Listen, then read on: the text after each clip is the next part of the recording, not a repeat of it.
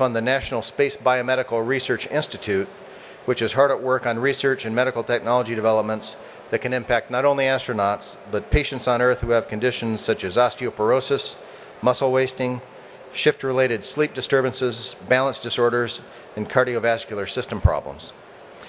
The National Space Biomedical Research Institute has already developed a number of relevant technologies for providing rapid healthcare assessment and management that I would like to highlight for you. To start with, their project on remote ultrasound diagnostics, the system used on the space station, is also used to provide high-quality portable diagnostic capabilities in rural and remote locations. The Institute also supported the development of a needle-free blood and tissue measurement sensor for monitoring in-flight functional changes to astronauts during exercise and for assessing injury. This lightweight portable monitor can also assist first responders in the diagnosis and treatment of critically ill patients in ambulances, intensive care units, and on distant battlefields. Another Institute research aim is to develop countermeasures for space health concerns. Under development in the Institute is a rugged, portable, lightweight radiation detection instrument that will enable real-time measurement of radiation risk in space. Formerly known as the microdosimeter instrument, this technology is also being incorporated into a wearable device for personal radiation detection in humans for use in radiation oncology and homeland security. A final health application I would like to mention is the discovery by Institute-funded scientists that blue monochromatic wavelengths are potent suppressors of human melatonin production, and as a result, blue light lamps, as they're called, represent a potential in-flight measure for rapid adaptation to shifts in the sleep cycle that are required by astronauts in spaceflight. This work will help in the development of lighting countermeasures for sleep disruption related to shift work and also intercontinental jet travel. And as any of you who have crossed the Atlantic well know, and I certainly know because I just made the flight 2 days ago, any new approach to help weary travelers get adjusted to large changes in time zones would be most welcome. I would also like to mention an innovative activity NASA is conducting in Houston with Rice University, the Rice Business Alliance Earth and Space Life Science Innovation Awards. The objective of this business plan competition is to identify a terrestrial healthcare technology with a commercial market that also has application in space. The 2008 prize was awarded to Heart Sounds for a wireless monitoring platform, and the 2009 prize to Integrated Diagnostics for a chip capable of measuring multiple laboratory values. Although I suspect your intense work gives you precious little time to think about the space program, I hope my talk has increased your awareness about the links between space exploration and your field of healthcare innovation, and engaged your imagination in the possibilities of what the world space agencies, including your British National Space Center, can accomplish as we extend our exploration horizons in the future. To this end, NASA has engaged the British National Space Center in a joint statement of intent for long-term cooperation.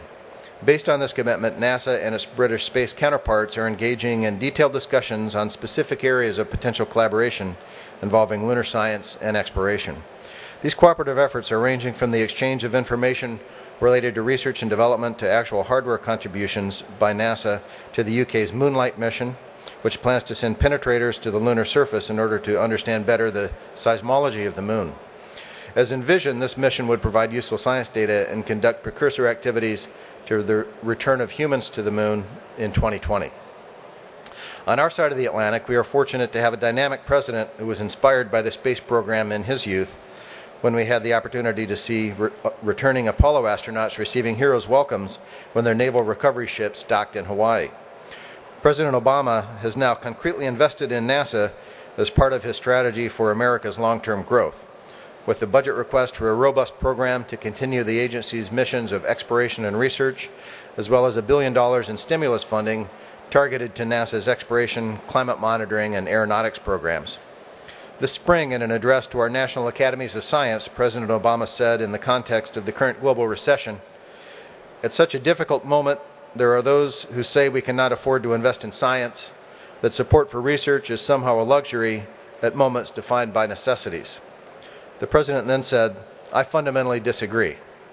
Science is more essential for our prosperity, our security, our health, our environment, and our quality of life than it has ever been before."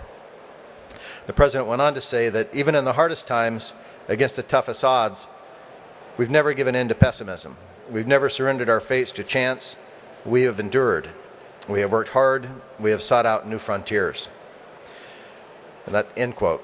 But let me say that while the American people in general hold a special pride in our history, of taking on the challenge of conquering the space frontier, a history that will be highlighted next month when we celebrate the 40th anniversary of the Apollo 11 landing on the moon.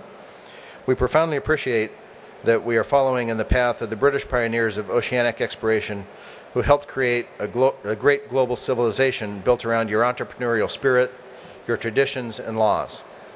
In this context, President Obama's remarks about Americans boldly seeking out new frontiers, our Star Trek persona, if you will, draws directly upon our Yankee affinity with the heritage of the British people.